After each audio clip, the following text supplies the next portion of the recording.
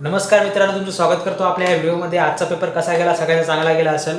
जवळपास मी काल तुम्हाला 10 ते 11 प्रश्न सांगितले होते आणि पूर्ण प्रश्न त्याच्यामध्ये पडले. वाचन, लेखन, संभाषण, ग्रंथालय जवळपास सगळेच प्रश्न त्याच्यामध्ये पडले आणि तुम्ही ते चांगल्या प्रकारे लिहिले असेल अशी मी अपेक्षा करतो. आता आपला पुढचा पेपर आहे परवा दिवशीचा, जो आहे HCN 101 हिंदी आणि इंग्लिश. ठीक आहे, तर याच्यामध्ये आपल्याला अत्यंत महत्त्वाचं तुम्हाला मी अपडेट देणार आहे. तर मित्रांनो, अपडेट अशी आहे, सगळ्यात पहिले ऐकून घ्या की इंग्लिशचा पेपर जो आहे तो 2 तासाचा होणार आहे. 40 मार्कासाठी वेगळा म्हणजे प्रश्नपत्रिका सोबतच भेटेल. पहिले हिंदी लिहा, त्याच्यानंतर इंग्लिश लिहा, दोन्ही सोबत भेटेल. तुम्ही कुठला अगोदर लिहू शकता. ठीक आहे, पण याच्यामध्ये तुम्हाला दोन क्वेश्चन पेपर भेटतील, जसा हिंदी आणि त्याच्यानंतर तुम्हाला इंग्लिश. ठीक आहे, तर हिंदी आणि इंग्लिश तुम्हाला 2 पेपर वेगवेगळे भेटतील. तर सगळ्यात पहिले हिंदीमध्ये तुम्हाला सांगतो आणि इंग्लिशमध्ये तुम्हाला मी व्हिडिओच्या शेवटी एक अपडेट देतो. ठीक आहे, की इंग्लिश पेपरचा फॉर्मॅट कसा असणार आहे. तर तुम्हाला हिंदीमध्ये मी सांगतो, जे महत्त्वाचे प्रश्न आहेत ते मी तुम्हाला शॉर्टकटमध्ये सांगणार आहे. तसा आपला जो डिटेलमध्ये व्हिडिओ आहे तो संध्याकाळपर्यंत येऊन जाईल. ठीक आहे, तर सगळ्यात पहिला जो महत्त्वाचा प्रश्न आहे तो म्हणजे वाक्याचे प्रकार स्पष्ट कीजिए. ठीक आहे, आता आपला मराठीमध्ये हा प्रश्न आला होता, त्यामुळे तुम्ही वाक्य के प्रकार स्पष्ट कीजिए तुम्हाला मराठीचं हिंदीमध्ये तुम्ही आरामात लिहू शकता. वाक्य के प्रकार स्पष्ट कीजिए तुमच्या शब्दात तुम्ही लिहू शकता. नंतर आहे वाक्य के 4 गुण स्पष्ट कीजिए. वाक्य के प्रकार स्पष्ट कीजिए, वाक्य के गुण स्पष्ट कीजिए. दोन्ही प्रश्न सेम आहेत. ठीक आहे, फक्त त्याच्यामध्ये गुण आणि प्रकार दिलेला आहे, तुम्ही तुमच्या शब्दामध्ये लिहू शकता. दोन्ही प्रश्न सेम आहे. त्याच्यानंतर आहे मित्रांनो खाली वाणिज्य पत्रों के भेदों को स्पष्ट कीजिए. आणि त्याच्यानंतर दुसरा एक प्रश्न आहे कार्यालयीन पत्रों के गुण स्पष्ट कीजिए. वाणिज्य पत्र आणि कार्यालयीन पत्र दोन्ही वेगवेगळं आहे. त्याच्यामध्ये तुम्ही हा दोन्हीपैकी एक प्रश्न येऊ शकतो. 100% हा प्रश्न येऊ शकतो. डिटेल मी तुम्हाला नंतर सांगेन. वाणिज्य पत्रों के भेदों के स्पष्ट कीजिए आणि कार्यालयीन पत्रों के गुण स्पष्ट कीजिए. हे प्रश्न आहेत. हे महत्त्वाचे प्रश्न मी तुम्हाला 4 सांगितले. त्याच्यानंतर आहे मित्रांनो निम्नलिखित मुहावरे का अनुवाद मराठी से हिंदी में लिखिए.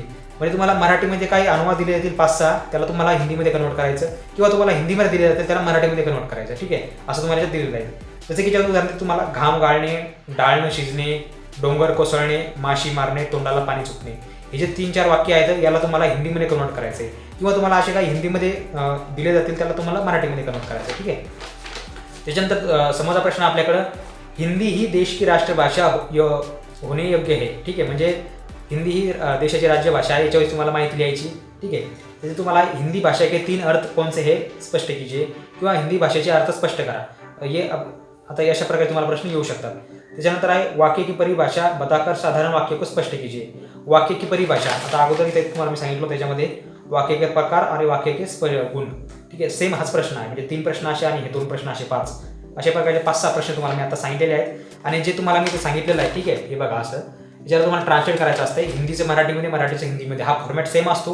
यापैकी तुम्हाला एकतरी फॉर्मॅट याच्यामध्ये येतो, त्यामुळे सोपं आहे. 5 मार्क तुमचे फ्रीमध्ये होऊन जातात. त्याच्यानंतर आहे तुमचं वाणिज्य पत्र आणि कार्यालयीन पत्र, याचे तुम्हाला 5 ते 10 मार्काचे भेटू शकतात तुम्हाला. ठीक आहे, नंतर आहे वाक्य की गुण या फिर वाक्य के प्रकार स्पष्ट कीजिए, याच्यावर तुम्हाला 5 ते 10 मार्क.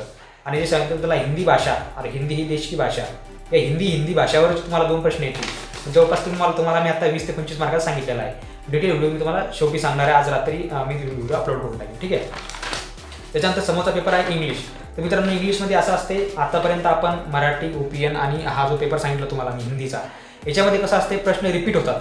परंतु इंग्लिश हा विषय असा असतो याच्यामध्ये एकही प्रश्न रिपीट होत नसतो, परंतु याच्यामध्ये जो फॉर्मॅट असतो तो फॉर्मॅट रिपीट होतो. जसं मी तुम्हाला हिंदीमध्ये सांगितलं की हिंदी शब्दाचा अर्थ मराठीत लिहायचा आणि मराठीचा हिंदीत लिहायचा, हा सेम फॉर्मॅट इथे लागू होतो. ठीक आहे, म्हणजे अशा प्रकारचं तुम्हाला फॉर्मॅट लागू करायचा असतो. याच्यामध्ये तुम्हाला एकदम सोपे प्रश्न विचारला जातं. सेम फॉर्मॅट आहे, फक्त याच्यामध्ये थोडंसं तुम्हाला असं समानार्थी विरुद्धार्थी हे तुम्हाला दोन्ही करणं आवश्यक आहे.